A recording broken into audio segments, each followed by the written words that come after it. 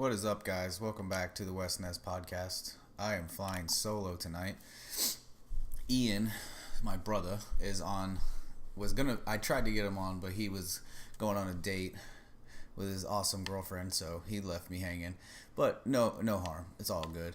And my usual partner, Michaela, she had to work tonight, so you get to hear me by myself. The least interesting of those three people, but oh well. But I would like to thank the 10 people who always listen, and it seems to be about 10 to 12 so far, and I would really just like to say I appreciate it. Always coming back, whether you like us or just find us annoying, who knows, but I appreciate it. Sorry about clicking these little knobs. Yeah. But anyway, I went and saw the new It movie, and it was something that I had been excited for and really waiting for. Yeah, ever since the original one came out, it always felt a little like underdone just because it was on TV and in the early fucking 90s, and it really needed to be done, especially once I learned more about the book and started actually reading the book. It needed to be more than that Tim Curry, 90s television movie, which is still, he's an amazing actor in that, and his whole, spiel or character in that movie is probably the best part about it now. As a whole, it kind of doesn't hold up as much just because it's a 90s television fucking movie. It just doesn't hold up, in my opinion. It's still fun. I think the childhood connections are there, kind of like, like if you go back and watch like fucking Space Jam or something like that. Like, it's goofy and funny, but a little bit better than Space Jam. But but this new one was just, in my opinion, fabulous. Like, it wasn't jumpy scary. It was more like just really, really fucking creepy. Like, the whole movie had just the creepy feel to it, and it did have its scares, but they were well placed, and I think it had a great amount of screen time for Pennywise as well. They didn't overplay it. They didn't, do anything crazy. They were just like, we're gonna put him in here at the right moments and make it creepy, and it really was. And as performance wise, I think he rivaled Tim Curry for sure. I think Tim Curry was funnier, but creepy level, like, you can't compare. This Skarsgård kid was fucking phenomenal. Like, he really was. Like, he at times had me laughing when he was doing creepy shit. Like, it was just, he could really, you could tell he just dove into that fucking character, and he did a phenomenal job. I really loved it. And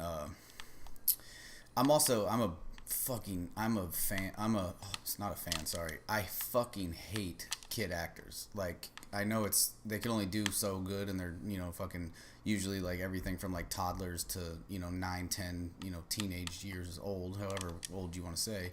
But kid actors really do kind of suck a lot of times, like, especially the younger ones, and god damn, it just makes it hard to watch sometimes. Like, it's just like, oh, it's so terrible.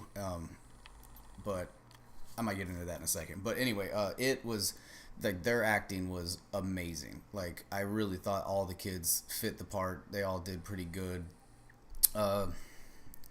And the story was awesome. Like, the way they did it, the development for all of them was fun. It was really, easy to follow. And I think people who never watched the one in the 90s would have no problem just watching this and being like, oh, that was awesome.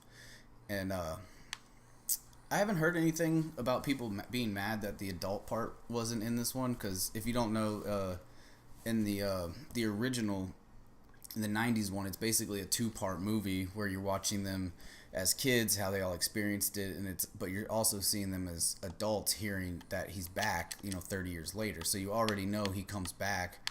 So when you're watching them as kids, like, they kind of defeat him, but they don't. He's gonna come back. So, looking at this one, if you've seen that one, he's gonna come back. But I was kind of happy that they didn't even try. They were just like, no, we're going to completely focus on this storyline, do it this way, and do it right. And I think that I haven't heard of this director before. I fucking forget his name. He's got a weird name. Sorry.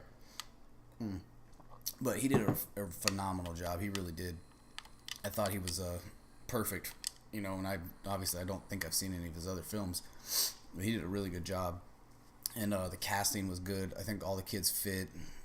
Maybe a little bit of the story on Mike's story, who's like the out of town like homeschooled kid. That part I don't remember in the book if he's a homeschooled kid, but in like the '90s movie, he's he's like a new kid, but he ends up in school with them, and that's kind of how they meet. Like in this one, it was like a homeschool situation. He's like from a different town, but not too far away, which I kind of felt like it made him a little disconnected.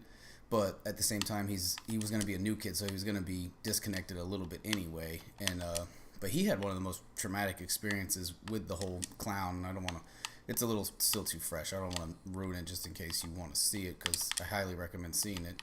I was talking to Ian about it actually the other day, and we both kind of agreed like this is the best movie so far, and like as a whole, like it really is the best movie of the year. And for a horror movie to do that, it's kind of unheard of these days. Like we've just had the Paranormal Activity movies and the Annabelles and the all that shit, and it kind of gets old. Like they're bringing Saw back now and stuff, but to say that like a horror movie is the #1 movie in the world for a little bit, like felt really cool. And for I think people who really enjoy like complete movies, I think this movie is going to be like one of their favorites of the year if you'll go see it.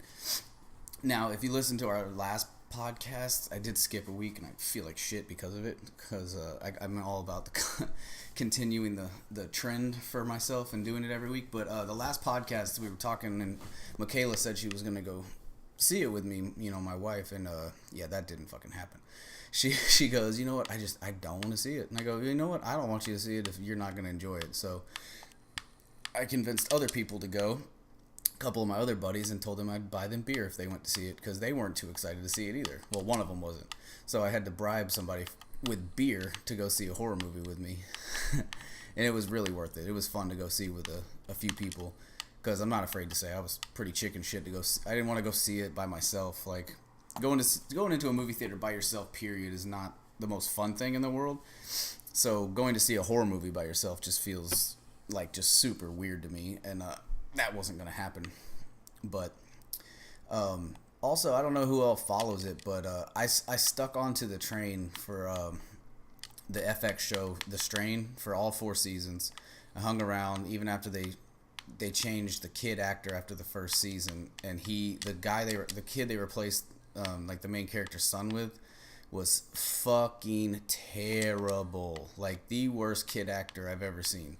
Like it was just so bad. And then like 3 seasons later, he's still bad. Like he couldn't figure out how to get into that character. Like you think he'd get better at it, but it was just terrible. He just got older and still sucked at it. But that show ended, and that was kind of lackluster if anyone follows that. 4 seasons, and it was the season finale. It was like, well, we're not even going to give you extra time. Here's 40 minutes, and just shove it all in there. So I started reading the books, and I think they're going to be much better. But kid actors are just, I don't know, they're rough for me. They're kind of a grind my gears, pet peeve kind of situation with that. Excuse me. But we also tried to watch another movie, because after Alien Covenant, me and Michaela actually did a review on it, and we were going to post it, and we ended up not posting it because it started out as like a movie review, and then by the end we were literally like roasting this movie because it was really bad at the end. Like we were trying to convince ourselves, because we loved the Alien series, that it was good, and it just wasn't true. Like the whole ending, you know, basically the last act was so fucking down the railroad tracks predictable. Like they didn't even try to hide it, and it just felt like the way Michaela described it was like you don't know what's gonna happen in movies anymore. And I was like, damn, you're right. And I think that's kind of like a trend right now, and I don't know whose fault it is, and I don't know like what the solution is. Probably smaller production movies, you know, ones that aren't so mainstream and need actors to, you know, do anything, or not do anything, sorry, but like not the mainstream like gigantic Jennifer Lawrence and Robert Downey Jr. movies.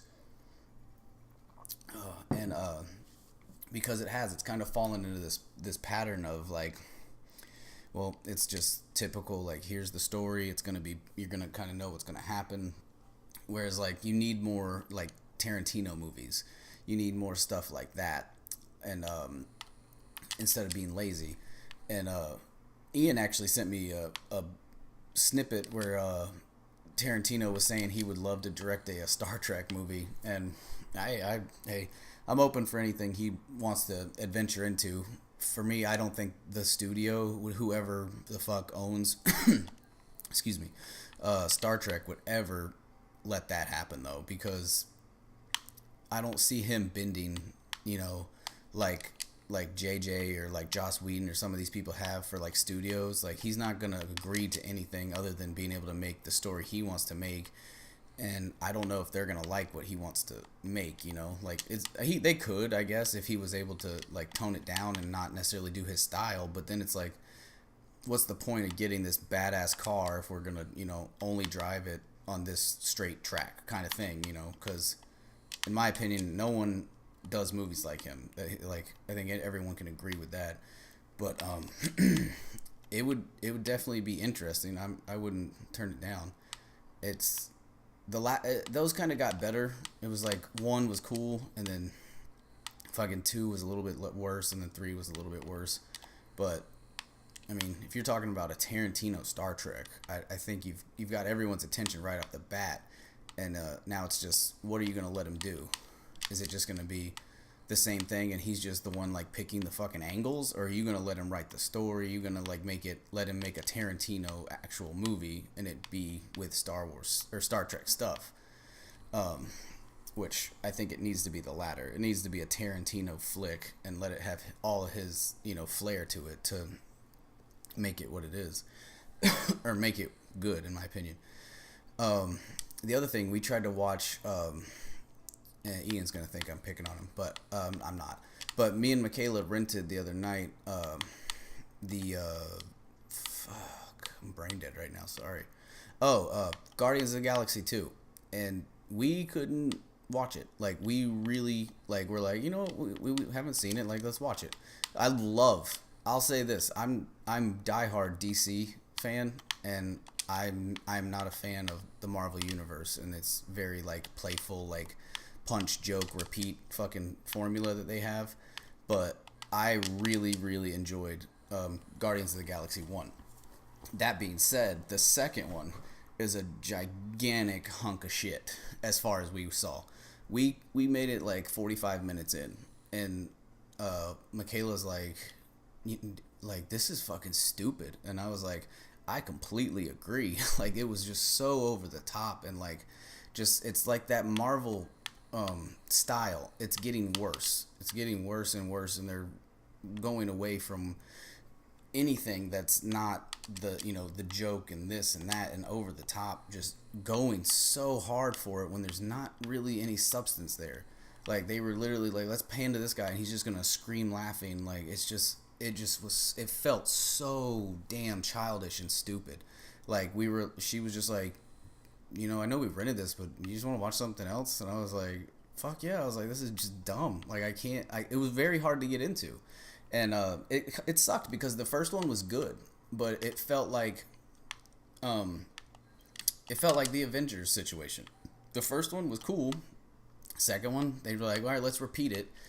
And it just doesn't work. And I'll quote Michaela, and I'll give her credit for this insult.